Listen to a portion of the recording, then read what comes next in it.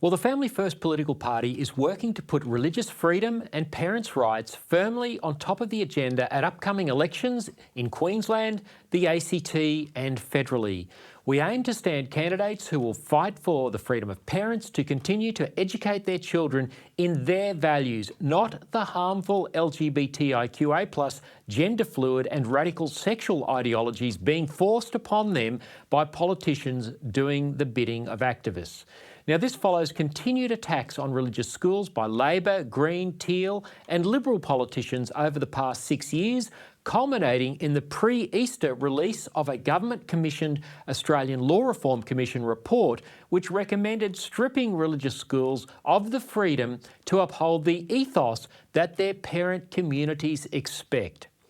Now, ever since same-sex marriage was passed, politicians have sided with LGBTIQA+ political activists who have relentlessly attacked Christian and religious schools.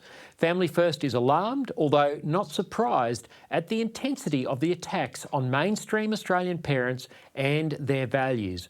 While the pre-Easter attacks are driven by Labor, the Greens, they have also received backing in the 6-year war on Christian and religious schools that's been waged against them by Liberals such as Senator Dave Sharma and Bridget Archer.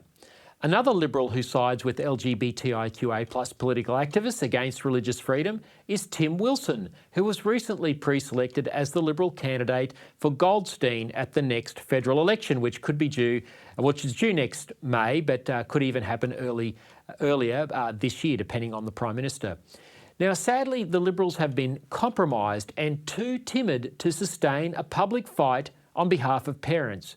Parents and the religious schools of their choice have not had political cover as politicians from both sides have relentlessly undermined them.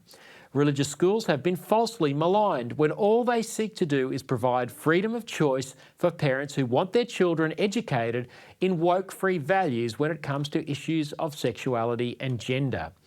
Parents should not be forced to subject their children to role models at school who are hostile to their values, and these politicians should support them in that quest.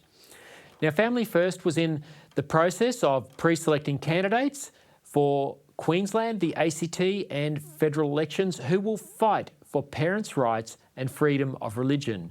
If you would like to get in the fight and put your family's values on the ballot, please email Family First at office@familyfirstparty.org.au.